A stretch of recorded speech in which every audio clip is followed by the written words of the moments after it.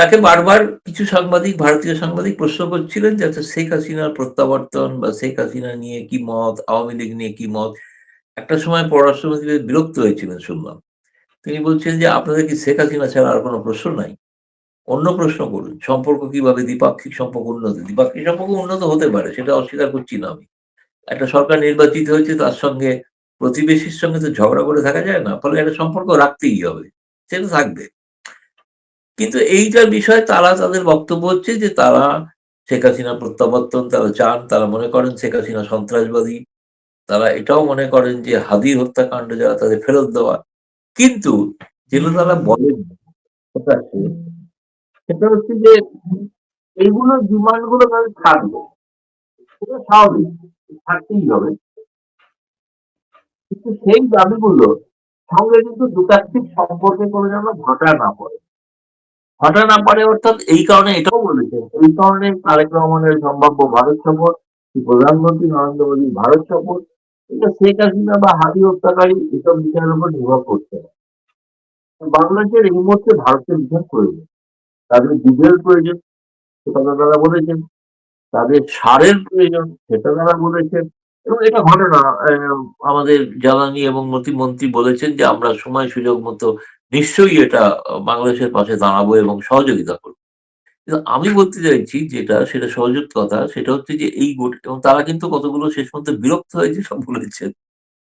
সেটা হচ্ছে এই বিষয়ে কিন্তু ভারত সরকারের কোনো মত। তারা বলেছেন যে হ্যাঁ, শেখ হাসিনা ছাড়া অন্য কেউ যদি আওয়ামী লীগের দায়িত্ব নেন, তাহলে তারা কিন্তু আওয়ামী লীগকে রাজনীতি করার সুযোগ দিতে পারেন।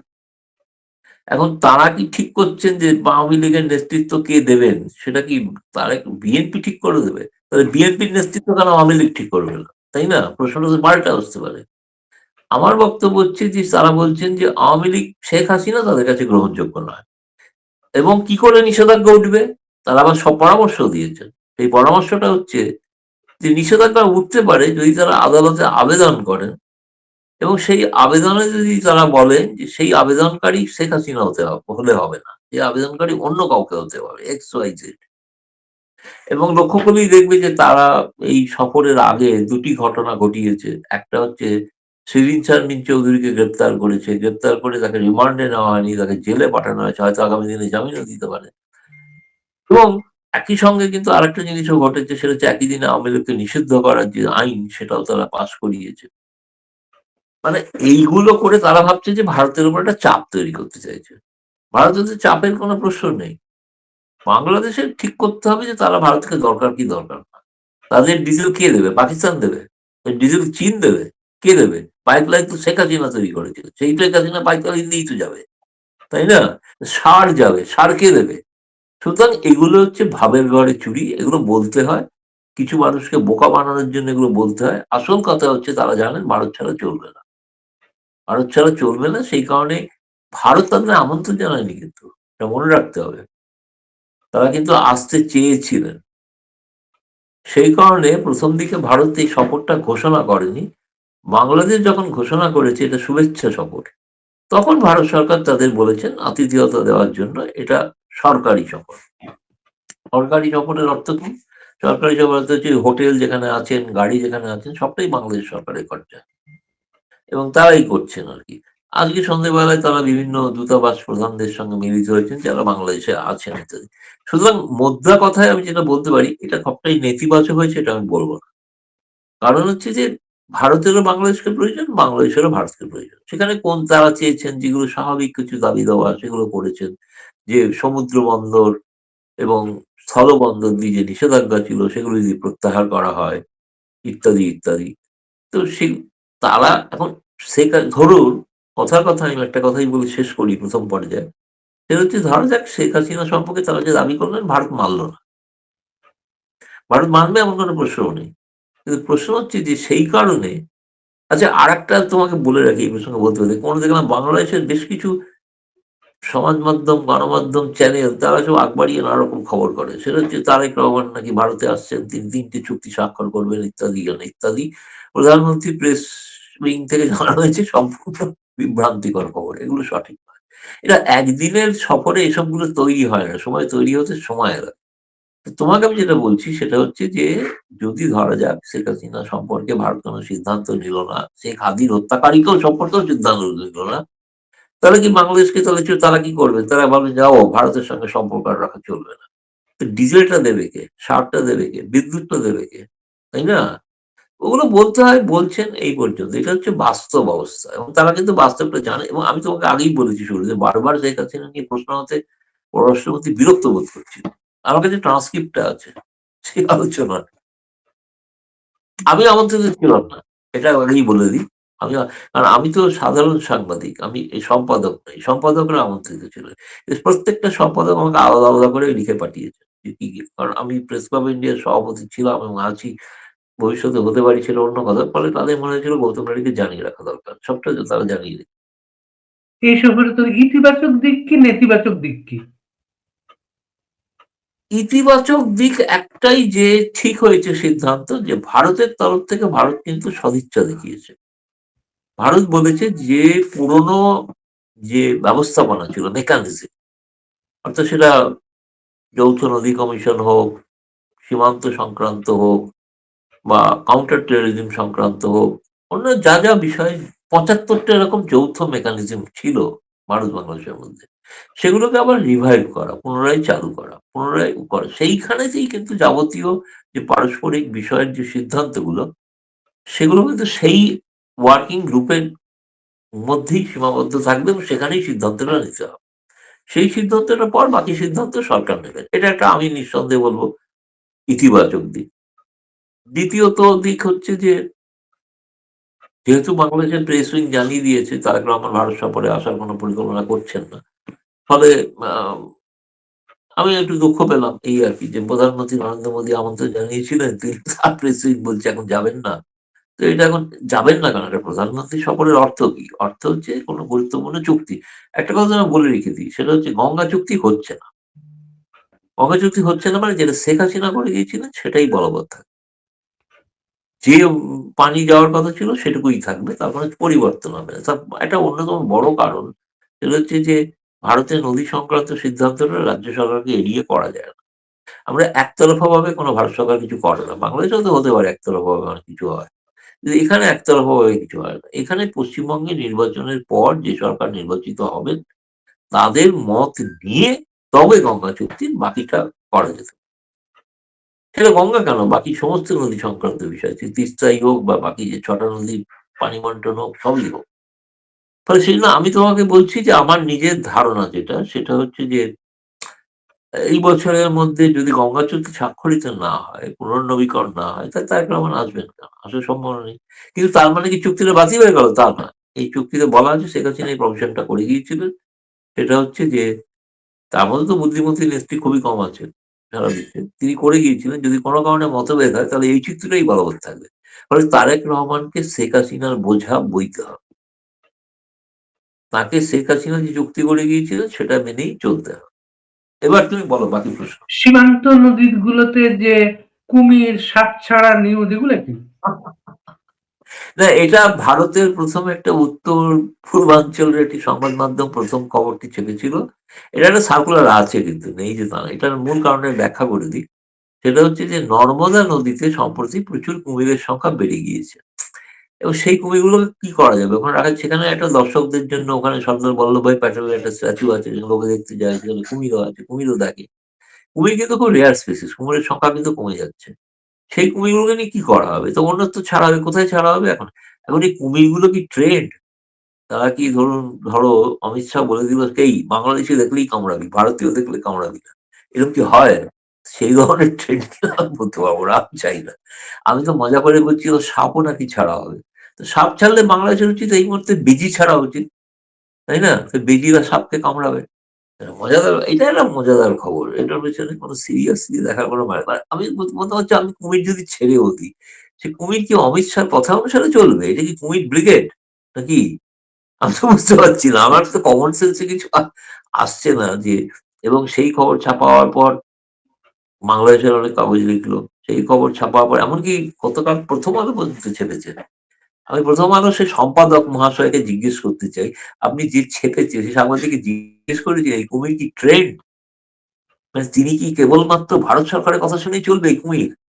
বাংলাদেশের কথা শুনলে চলবে না। বাংলাদেশ দেখলেই কামড়ে দেবে। আর ভারত দেখলে কামড়াবে না। ভারতকে বলবে যে, "না ঠিক আছে, এটা ভারতীয়, একে কামড়ানো উচিত না।"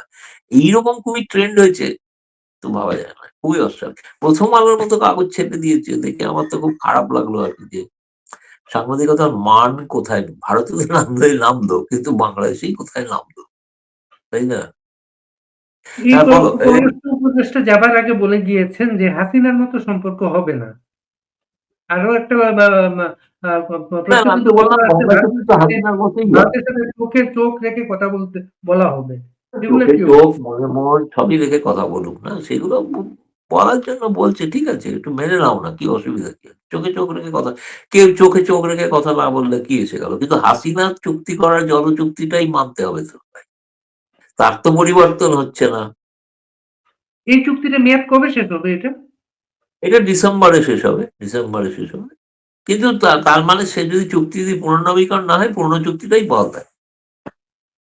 আরেকটা ব্যাপার হচ্ছে আপনি নেতিবাচক ইতিবাচক দিকগুলো বললেন। সফরের নেতিবাচক দিকটা কি আপনাদের চোখে? না, নেতিবাচক দিক বলতে সেই অর্থে ১ম একটা সফর, সেটা খুব অর্থে যে নেতিবাচক কোনো কারণে মতানৈক্য হয়েছে, মতবিরোধ হয়েছে, এরকম হয়তো কিছু নয়। এরকম হয়তো কিছু নয়। কিন্তু নির্ভর করছে সবটাই তো একে অপরকে কিভাবে দেখছেন তার উপরে না? ভারত সরকারের যে উদ্বেগের বিষয়গুলো আছে, সেই বিষয়গুলো সম্পর্কে তারা অনেক কিছু বলেছেন কিন্তু। সেটা তো এটাও বলেছেন যে আইএসআই এর সঙ্গে সম্পর্কটাকে ভারত যেন ভালো করে না দেয়। এরকম গুরুত্ব দিয়ে যেন না দেখে। আমরা এমন কিছু আইএসআই এর সঙ্গে কাজ করব না যেটা ভারত বিরোধী হয়। এটাও বলেছেন তারা। ওই সব কথা কিন্তু বলেছেন। এবং চীনের সঙ্গে সম্পর্কটা সম্পর্কে একই কথা বলছি। এটা ধারাবাহিকতা বজায় রাখার জন্য যে সম্পর্ক, সেটাই থাকবে। যেমন শেখ হাসিনার সময় তো চীন থেকে তো শেখ হাসিনাও তো সমরাস্ত্র সংগ্রহ করেছে। তাই না? সেটা যেরকম আছে চুক্তি সেরকমই চলবে। আমি সেই অর্থে বলতে গেলে আজকে ১ম দিনের সফরে খুব নেতিবাচক কিছু ঘটেছে এরকম বলতে চাই না। মানে যেটা বাংলাদেশ নিজেই বলতে চাইছে না খুব জোর করে, যে শেখ হাসিনা, হাদি এগুলো বলতে হয় বলছি। এগুলোকে নিয়ে কেন আপনারা মাথা ঘামাচ্ছেন বেশি? আপনারা অন্য জিনিসে মাথা ঘামান। এই সাংবাদিকদের বলছেন, আপনাদের এটা ছাড়া কোনো প্রশ্ন নেই। আপনারা কেবল শেখ হাসিনা আর ওই হাদি দিয়ে আটকে আছেন। হাদির কিছুটা হয়নি, হাদিটা ওরা বলেছেন। কিন্তু এগুলো কোনটাই ঘটবে না। একটা জিনিস বাংলাদেশ জানে, বুঝেছে যে শেখ হাসিনা প্রত্যাবর্তন হবে না। হাদি হত্যাকারী বলে তথাকথিত হত্যাকারী, এরা হত্যাকারী কেন প্রমাণিত নয়। তাদেরও চট করে কাল পরশুর মধ্যে ফিরিয়ে দেওয়া হচ্ছে এমনও কিছু। শেখ হাসিনার প্রত্যাবর্তন এই যে আপনি বললেন যে সম্পাদকদের মিটিং এ এই বিষয়টা উম বারবার সম্পাদকরা জিজ্ঞেস করছিলেন। এই যে একান্ত বৈঠকে এটা কি উঠতে পারে? কোন ধারণা আছে এটা? উঠতে পারে বলতে অজিত দোভালের সঙ্গে বৈঠক হয়তো এই প্রশ্নটা আসতে পারে যে কি করে আওয়ামী লীগকে ফেরানো যায়। তারা এটা বলছেন হয়তো যে তারা কিছুতেই শেখ হাসিনাকে তো অ্যাকসেপ্ট করতে পারছেন না তারা। কিন্তু এটা তো শেখ হাসিনার দল আওয়ামী লীগ, তাই না? এটা তো শেখ হাসিনা সিদ্ধান্ত নেবেন। তিনি তার দলকে কিভাবে করবেন। অন্য কেউ থার্ড পার্টি বলে দিচ্ছে সে অনুযায়ী হবে, এটা তো হওয়া সম্ভব না। তিনি এখানে আছেন, থাকছেন, তিনি তার মতো দল চালাবেন, তার মতো তিনি কবে কি করবেন সেটা তার সিদ্ধান্ত। সেটা তারেক রহমান চাইছেন কি ভারত সরকার চাইছে? আমি যদি বলি ভারত সরকারও চাইছে। তাতেও শেখ হাসিনার তো মানার কোনো প্রয়োজন নেই। সেটা শেখ হাসিনা সিদ্ধান্ত নেবেন। তিনি দল কিভাবে চালাবেন। বাংলাদেশের মানব জমিন নামে একটা পত্রিকা একটা রিপোর্ট করেছে ইউনূস আমলে শেখ হাসিনাকে কাতার নিয়ে যাওয়ার একটা আলোচনা হচ্ছিল, শেখ হাসিনা রাজি হন নাই। এটার কোনো সত্যতা আছে? আমার মনে হয় ওই সাংবাদিককে পুলিৎজার প্রাইজ দেওয়া উচিত। এরকম একটা ব্রেকিং নিউজ, পুলিৎজার প্রাইজ দেওয়া উচিত, তাকে তার প্রাপ্য। এটাই বলতে পারি। আর কি বলব? হাদি হত্যাকারীদের এই যে বাংলাদেশে নিউজ আসছে এটা, হাদি হত্যার সন্দেহভাজনদের ভারত ফেরত দেবে। এমন কোনো সিদ্ধান্ত আছে এটা? না, কোন সিদ্ধান্ত নেই। কোন সিদ্ধান্ত নেই। কারণ এখনো আপনি তারা এর আগে ভারতীয় গোয়েন্দা সংস্থার অধীনে আছে। ওই ফেরত দেওয়ার কোনো প্রশ্নই নেই। এর আগে সেগুলো একটা তদন্ত অনুষ্ঠানে শেষ হলে আমাদের হবে। বলেছিলেন এটা একটা আইনগত বিষয়, লম্বা লম্বা একটা আইনগত হ্যাঁ, বিষয়। লম্বার-ফম্বার নয়। যেটা হবে সেটাই। তারা তো যা বলছে সেটা তাদের পক্ষে কি সুখকর হবে? সেটা ভারতকে প্রকাশ করে দিলে সুখকর হবে? তারা তো বলছেন জামায়াত বিএনপি হত্যাকাণ্ড ঘটিয়েছে। তো সেটা কি সুখকর হবে প্রকাশ করে দিলে? কেন এসব খামোখা এসব আজে-বাজে কথা বলছে? ওর কারণ বলে কোনো লাভ নেই তো। কারণ ওকে ইলেকশনটা পেছানোর জন্য এটা একটা ষড়যন্ত্র ছিল। বাংলাদেশের ইলেকশন পেছানোর জন্য এটা একটা ষড়যন্ত্র ছিল। সেই ষড়যন্ত্রটা এরা ধরা পড়ে গেছে। ঠিক আছে, এরাই হত্যা করে তা তো স্বীকার করছে না, তারা তো বলছে আমরা হত্যা করিনি। আমাদের একজন দর্শক লিখেছেন, আপনি নাকি গতকালকে কোনো এক অনুষ্ঠানে বলেছিলেন, বিএনপির কোনো সূত্র বলেছে আওয়ামী লীগকে নিষিদ্ধ করা হবে না।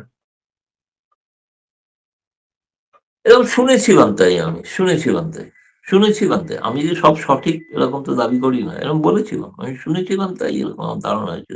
বিএনপি থেকে আমাকে কেউ বিএনপির মধ্যেও কিন্তু এই নিয়ে অনেক একটা বিভ্রান্তি আছে। তারা আবার অনেকে খুব হতবাক আজকের এই সিদ্ধান্তটার। ফলে এটা হয়েছে সবটাই যে তাদের ধারণা ছিল যে এগুলো করে একটা তাদের ধারণা ছিল ভারত হয়তো চাপ দেবে যে আওয়ামী লীগকে ফেরত দেওয়া হোক, আবার জায়গা করে দেওয়া হোক। তখন তার আগে একটা তাড়াহুড়ো করে এগুলো করেছে।